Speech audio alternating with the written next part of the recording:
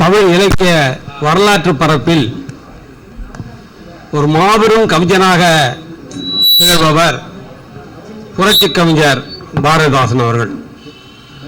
தமிழனின் ஒரே கவிஞன் பாரதிதாசன் என்று நம்முடைய பேராசிரியர் ஒரு பெரும் நூலை எழுதியிருக்கின்றார், சாலை இளந்திரையன் அவர்கள். இந்த நிகழ்ச்சியை நான் தொடங்குவதற்கு என்ன காரணம் என்பதை என்னை அறியாமலே அவரே ஒரு காரணத்தை நம்முடைய தமிழன் அவர்களே சொல்லிவிட்டார்கள். புரட்சி கவிஞர் பாவேந்தர் பாரதிதாசன் அவருடைய நூற்றாண்டு விழாவின் போது 1991 என்னோடு இந்த இலக்கிய உலகத்திலே உடன் பயணிப்பவர் நம்முடைய கவிக்கோ துரை வசந்தராசன் அவர்கள். அவரும் நானும் 45 ஆண்டு கால நண்பர்கள், நெருங்கிய நண்பர்கள். என்னை பாராட்டினால் அவரை பாராட்டுவதற்கு ஒப்பும், அவரை பாராட்டினால் என்னை பாராட்டுவதற்கு ஒப்பும். அவருக்கு தெரியும் நான் சொல்வதில் இருக்கின்ற உண்மை. அந்த பாவேந்தருடைய நூற்றாண்டு விழாவின் போது தொடர்ந்து ஸ்ரீராம் சிட் நிறுவனமும் அந்த நிறுவனம் நடத்துகின்ற அமுத சுரபி இதழும் தொடர்ந்து பாரதியாருடைய ஒவ்வொரு ஆண்டும் பாரதியாருடைய விழாவை நடத்துவார்கள். அடுத்து 1991 பாவேந்தருடைய நூற்றாண்டு. இவர்கள் பாவேந்தருடைய நூற்றாண்டை ஒட்டி அவருக்கு விழா நடத்துவார்கள் என்று எதிர்பார்த்திருந்த எனக்கு நம்முடைய விக்ரமன் அவர்கள் வேறு ஒரு திசையை திருப்பினார்கள். என்ன என்றால், அப்போது ஜவஹர்லால் நேரு அவருடைய நூற்றாண்டு. ஆகவே பாவேந்தரை ஒதுக்கி வைத்துவிட்டு நேருவை சொன்னார்கள், ஏன் பாவேந்தரை ஒதுக்க வேண்டும்? ஐயா சொன்னாங்களே அதேதான். அதாவது பாவேந்தரை ஒதுக்கிவிட்டு பாரதியை தூக்கி பிடிக்கிறார்கள். அது உண்மைதான். நான் ஒன்று பாரதியை குறைத்து மதிப்பிடவில்லை. ஆனால் பாரதி இன்றைக்கு தூக்கி பிடிக்கின்றவர்கள் பாரதியுடைய கொள்கையை பிடிக்கின்றார்களா என்பதுதான் கேள்வி.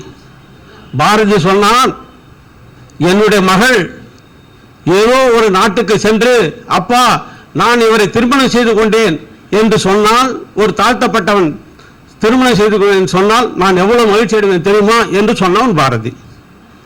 பாரதிக்கு ஒரே குறிக்கோள், பாரதிதாசனுக்கு பாரதியிடம் பிரித்த ஒன்று அவருடைய சாதி மறுப்பு தான். மற்றபடியாக வேற எதுவும் இல்லை. அதனாலதான் அவரை யாரு குறை சொன்னாலும் பாரதிதாசன் துடிச்சு எழுந்தார். உனக்கு என்னடா தெரியும் பாரதியை பத்தி என்று துடித்து எழுந்தது காரணம் பாரதியுடைய சாதிய மறுப்பு. இன்றைக்கு பாரதியை தூக்கி பிடிப்பவர்கள் பாரதியுடைய கொள்கைகளை பிடிப்பார்களா, சொல்லுவார்களா, ஏற்றுக்கொள்வார்களா? தன் சாதிக்காரன் என்பதற்காகவும் அல்லது ஐயா சொன்னது போல ஒரு நுண்ண அரசியலுக்காகவும் பாரதியை தூக்கி பிடிக்கிறார்கள். ஏன் பாரதியை தொடர்ந்து பாரதியுடைய ஆண்டு விழாவை கொண்டாடி வந்த ஸ்ரீராம் நிறுவனம் விக்ரமன் அவருடைய அமுத சுரபியும் அந்த ஆண்டு பாரதிதாசன் விழாவை கொண்டாடவில்லை? ஏன் நேரு கொண்டாடினார்கள் என்பதுதான் என் மனசிலே எழுந்த ஒரு எண்ணம். அப்போதுதான் இந்த கவிதை திருவிழாவை கொண்டாட வேண்டும் என்று நினைத்தோம். முதல் 1991 பள்ளி பிள்ளைகளுக்கெல்லாம் போட்டிகள் 90 பள்ளி பிள்ளைகளுக்கெல்லாம் போட்டிகள் வைத்து பரிசளித்தோம். தமிழ் குடிமன் அவர்கள் தலைமையிலே அதில் பலருக்கு பாவேந்தர் விருது அளித்தோம். அந்த பாவேந்தர் விருது பெற்றவர்களை ஒருவர் என்னுடைய அருமை நண்பர் துரை வசந்தராஜன் அவர்கள். தொடர்ந்து இது ஏன் கொண்டு நடத்துகிறோம் என்று சொன்னால், பாரதி அவர் வாழ்ந்த காலம் குறைவு. அவர் வாழ்ந்த காலத்தில் அவர் அனுபவித்த வறுமைகள் ஏராளம். அதற்கேற்பதான் அவருடைய பாட்டுகள் இருந்தன. ஆனால் பாவேந்தருக்கு பெரும் வாழ்வு. ஆனால் அவர் காலத்தில் அவருடைய சிந்தனைகள் எவ்வளவு விரிவானது என்பதை நாம் எடுத்து சொல்ல வேண்டிய கடமை நமக்கு இருக்கிறது. மகாகவி என்று பாவேந்தரை போற்றியவர் செக் நாட்டு கவிஞர் கபில் சிலபல் அவர்கள். கபில் சிலபல் பாவேந்தருடைய கவிதைகளை செக் மொழியிலே மொழிபெயர்த்தார். அவர் பாவேந்தருக்கு எழுதுகின்ற கடிதங்களிலே மகாகவி பாவேந்தர் பாரதிதாசன் என்றுதான் அவர் கடிதம் எழுதுவார். இது எத்தனை பேருக்கு தெரியும்? அவர்களெல்லாம் ஏற்றுக்கொண்டார்கள், ஆனால் நாம் ஏற்றுக்கொள்ளவில்லை. ஏனென்றால் அவருக்கு தெரியும் பாவேந்தருடைய பரப்பு எவ்வளவு என்பது. 2 கறவை மாடுகளை கொண்டு 6 இசங்களையும் வகுத்து சொன்னவன் பாவேந்தன். முதியோர் காதலை போனால் அதிகமாக சொல்ல, முதியோர் காதலை வேற உலகத்தில் எந்த கவிஞனும் பாடாத முதியோர் காதலை பாடியவன் பாவேந்தன். அவன் திராவிட இயக்க கவிஞன் தான், தமிழின கவிஞன். ஆனால் அதற்கும் மேலாக பாவேந்தர் பல எல்லைகளை கடந்து வாழ்கின்ற ஒரு பெருங்கவிஞர். அதை பற்றி பேசினால் நேரமும் ஆகும் என்பதனால இந்த நோக்கத்திற்காகத்தான் இந்த கவிதை திருவிழாவை தொடங்கினோம். 1993ஆம் ஆண்டிலிருந்து புதுச்சேரியில் பாவேந்தருடைய இல்லத்திலேயே கவிதை திருவிழாவை நடத்தினோம். இங்கிருந்து சென்னையிலிருந்து 2 பேருந்துகளில் புதுச்சேரிக்கு சென்று புதுச்சேரி பாரதிதாசன் சிலைக்கு மாலை அணிவித்துவிட்டு, அப்போதெல்லாம் மேடை இல்லை, ஏணி கிடையாது, பக்கத்தில் இருக்கிற பிடபிள்யூ ஆஃபீஸில் போய் ஒரு ஏணி எடுத்து வந்து போட்டு எங்களால் ஏற முடியலன்னு ஒரு ரிச்சாகாரர் அவர் கூட்ட நீ ஏறுப்பா ஏறி போடுப்பான்னு மாலை போட்டு அப்படி தொடங்கினது இந்த கவிதை திருவிழா. அதற்கு பிறகு அரசு எங்களுக்கு புதுவை அரசு வந்து எல்லா வசதிகளும் செய்து கொடுத்தது. இங்கிருந்து செல்லுகின்ற அனைத்து நண்பர்களுக்கும் கவிஞர்களுக்கும் தங்கும் வசதி, உணவு எல்லாம் செய்து கொடுத்தது. 2004ஆம் ஆண்டு வரை ஆண்டுதோறும் நாங்கள் மிக சிறப்பாக கொண்டாடினோம். பாவேந்தருடைய இல்லத்திலேயே அமர்ந்து கவிதை பாடினோம். அவருடைய பெரிய உருவப்படம் வரைந்திருக்கும் அந்த படத்திற்கு பக்கத்திலே உட்கார்ந்து எல்லோரும் பாடினோம்.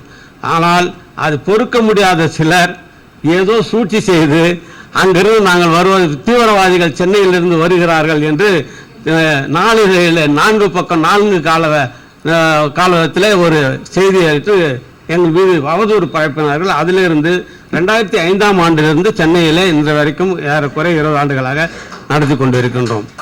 எதற்கு சொல்கிறேன் என்றால், இப்படி தொடர்ந்து செய்வதுடைய நோக்கம் லாபம் என்னென்றால், அன்றைக்கு நாங்கள் இந்த பாவேந்தரை பற்றி பேசுகின்ற காலத்தில் பாவேந்தரை பற்றி பேசுகின்ற இலக்கிய அமைப்புகள் மிகவும் குறைவு, யாரும் பேச மாட்டாங்க.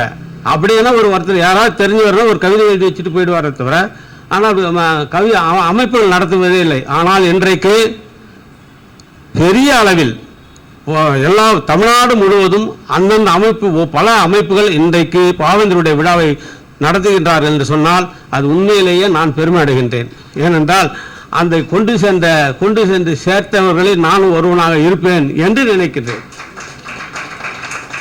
இன்றைக்கு சென்னை பல்கலைக்கழகத்தில் உருதுத்துறை பேராசிரியர் உருதிலே பாவேந்தருடைய படைப்புகளை வெளியிட்டு இருக்கின்ற செய்தி இன்னைக்கு இந்து இதழிலே ஆங்கில இதழில் வந்திருக்கின்றது.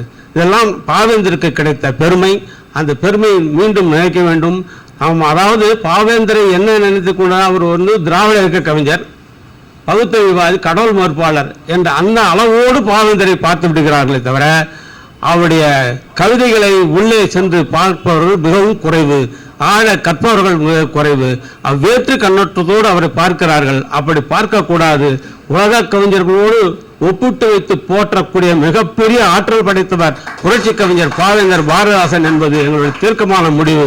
அதனால தான் அதை நோக்கி தான் இந்த பயணம் சென்று கொண்டு இருக்கிறது என்று சொல்லி இங்கே வருகை தந்திருக்கின்ற ஐயா நீதியரசர் உட்பட நம்முடைய தகுதி அவர்கள், கவிக்கோ துரை வசனராசன் அவர்கள், முருகானந்தம் அவர்கள், கவிஞர் முருகையன் அவர்கள், தமிழ் உட்பட அனைத்து நல்லுள்ளங்களுக்கும் முன்னால் அமர்ந்திருக்கின்ற TKS கலைவாணன் அவர்களை நாம் பாராட்டாமல் இருக்கவே முடியாது.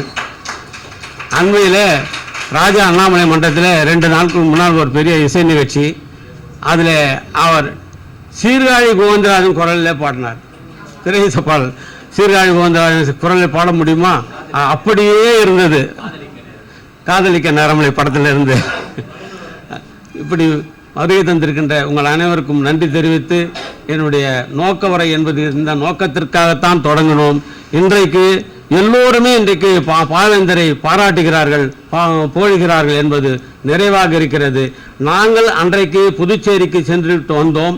அதற்கு பிறகு தமிழ் எழுத்தாளர் சங்கத்தின் சார்பாக நம்முடைய பெரியண்ணன் அவர்களும் இன்றைக்கு அவர்கள் போகிறார்கள். ஆனால் அவர்கள் போனாலும் கூட அந்த வீட்டுக்குள்ளே அவர்களுக்கு அனுமதி இல்லை. ஏதோ உணவகத்தில் அறை போட்டு இங்கேருந்து செலவு செய்து போகிறாங்க, நிகழ்ச்சி நடத்துகிறாங்க. ஆனால் ஒரு காலத்தில் இது எப்படியே போகாது. ஒரு காலத்தில் நாங்கள் என்ன செய்தோமோ அந்த லாபம் அவர்களுக்கு கிடைக்கும். அவர்கள் நிச்சயமாக அந்த வீட்டுக்குள்ளே போவதற்கான அனுமதி கிடைக்கும்.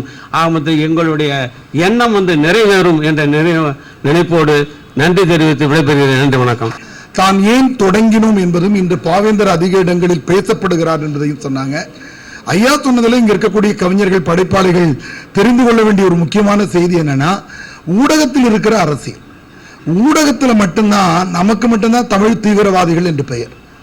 ஆந்திராவில் இருந்தால் அவர்களுக்கு பேர் நக்சலைட்டு தான், வங்காளத்தில் இருந்தால் அவங்களுக்கு பேர் வேறு. நம்ம தமிழ்நாட்டில் மட்டும்தான் ஊடகங்கள் தமிழ் தீவிரவாதிகள் சொல்லிட்டு இருக்கிறாங்க. ஐயா அவர்கள் அருமையான நோக்கவுரை வழங்கினாங்க. அந்த நோக்கங்களை நம்ம எடுத்துக்கொண்டே செல்வோம். நமக்கு மிகப்பெரிய நம்பிக்கை இருக்கிறது. 1960களில் கம்பராமாயணமும் பெரிய புராணமும் பேசப்பட்ட அளவுக்கு சிலப்பதிகாரம் பேசப்படவில்லை என்று பேரறிஞர் அண்ணா குரல் தராங்க. அங்கிருந்து மாப்போசியும் சிலம்பொலி செல்லப்பனாரும் இன்னைக்கு வட சென்னையில் இருக்கிற தமிழமுதனும் வளர்ந்திருக்கிறார்கள். அப்படி பாவேந்தர் இப்பொழுது பேசப்படுவதை போல இன்னும் வருங்காலத்தில் இளைய தலைமுறையால் அதிகம் பேசப்படுவார் என்பது ஐயாவுடைய நோக்க உரையின் விதையாக இருக்கிறது. ஐயா அவர்களுக்கு கைத்தட்டலால் நமது நன்றியை சொல்லுவோம். சிந்திக்க சொன்னவர் பெரியார், சிந்திக்க சொன்னவர் பெரியார், சிந்திக்க சொன்னவர் பெரியார், தந்தை பெரியார், அவர் பெரியார். சிந்திக்க சொன்னவர் பெரியார், தந்தை பெரியார், சொந்த புத்தியை கொண்டே சிந்திக்க சொன்னவர் பெரியார், தந்தை பெரியார், சொந்த புத்தியை கொண்டே சிந்திக்க சொன்னவர் பெரியார், தந்தை பெரியார்,